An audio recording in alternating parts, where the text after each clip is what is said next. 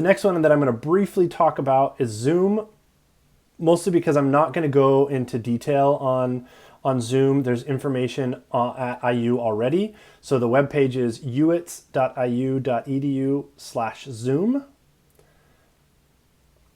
And you'll just need to make sure that you download it, and then you will sign into it using your IU login information.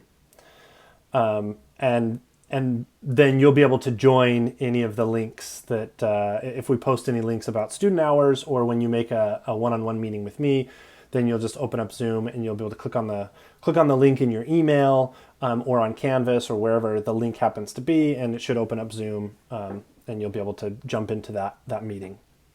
So I'm not going to go over it because IU has some information about how to use it here on this website.